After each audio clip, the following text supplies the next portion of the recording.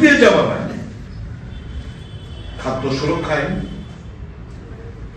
কাজের আইন, শিক্ষার আইন, স্বাস্থ্যের অধিকার, এই বিলগুলো যখন ঐতিহাসিক জনকল্যাণমুখী এই বিলগুলো, এই আইনগুলো আনছিল, এই যে আজকে যারা ভারতবর্ষের শাসন ব্যবস্থা করছে, একজন কে সামনে রেখেছে ঠিকই, কিন্তু দেশের কন্ট্রোলিং ভারটা কার হাতে?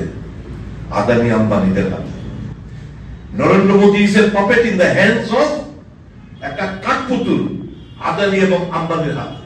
যখন কংগ্রেস মনমোহন সিং সরকার যখন এই গরিবের শ্রমিক মেহনতি মানুষের কথা মাথায় রেখে আরেকটি আইন প্রণয়ন করলেন পার্লামেন্টে, যার বিরোধিতা প্রত্যেকটি কংগ্রেস কর্মী নেতাকে আমাদের রাস্তায় নামলেও মানুষের কাছে পৌঁছতে হবে, মানুষকে তাদেরকে বোঝাতে হবে, এবং যত বেশি মানুষের কাছে যাবেন এবং পাল্টা প্রচারে এরা নামছে আমাদের কর্মসূচি দেখে মানুষকে বিভ্রান্ত করার জন্য। এই যে 125 দিনের কাজ, 100 দিনের কাজের গ্যারান্টি ছিল সারা ভারতবর্ষ জুড়ে। আপনি দেখবেন 50 দিনের অন এভারেজ সারা ভারতবর্ষ জুড়ে 50 দিনের কাজ তারা দিতে পারবে মোদী সরকার। আর এখন অধিকার নেই তার কোনো ক্লেম করার, কাজ দাবি করার তার কোনো ক্ষমতা নেই। আগে আমি কাজ পাচ্ছি না, আমি ভিডিওর কাছে অ্যাপ্লিকেশন লিখে আমি কাজ পেতাম, যদি 15 দিনের মধ্যে কাজ না দিত আমাকে ভাতা দিতে হতো। এই যে রাইট, সেই রাইট গুলো কেড়ে নিয়েছে। 125 এত বড় একটা কালো কানুন এরা এনেছেন।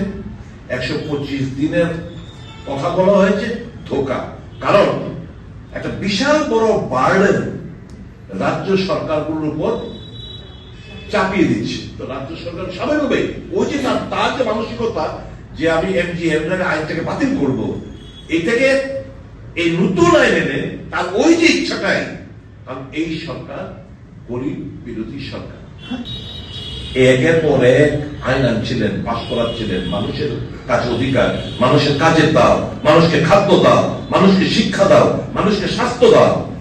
এই আইনগুলো যখন আনছিলেন তখন এই যে কর্পোরেট সেক্টরের দালালরা, মালিকরা, সর্বভারতীয় সর্বনিম্ন মজুরি 400 টাকা করতে হবে।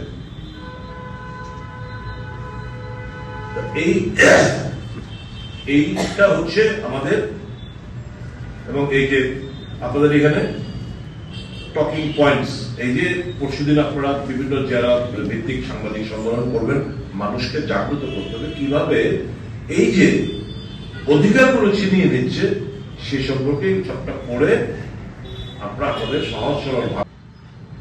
ये तो आदानी अंबानी बोलते शुरू कर रहे, ये तो मनमोहन सिंह, सोनिया जी, राहुल जी वगैरह, मेरा हम लोगों को तो बात सुनता ही नहीं। षड्यंत्र करना है, झूठ मूठ का आरोप लगाना है, সমস্ত মিডিয়া গুলোকে কন্ট্রোল করলো, খবরের কাগজ গুলোকে কন্ট্রোল করলো, তারা শেয়ার হোল্ডার হতে শুরু করলো। Commonwealth games, 2G spectrum, 4G spectrum,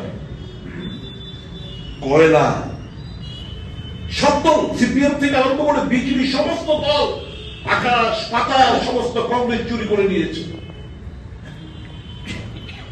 এখন সুরেশ কামাতে কিছু মারা গেলেন, ক্লিন চিট। কয়লা ঘোটালা, clean chit. 2G, 3G, 4G spectrum, clean chit. কিছু বের করতে পারলো না, একজন কংগ্রেসদের যাদের বিরুদ্ধে আরোপ ছিল করতে পারলো না। কিন্তু ততক্ষণে এই ষড়যন্ত্রে, কারণ গরিব কংগ্রেস, গরিব মেহনতি মানুষ, শ্রমিক অংশের মানুষ, তাদের কল্যাণার্থে স্কিমগুলো, আর মোদী সরকার এই কর্পোরেটদের স্বার্থে এই স্কিম আনতে শুরু করলো। পার্থক্যটা এই জায়গায়।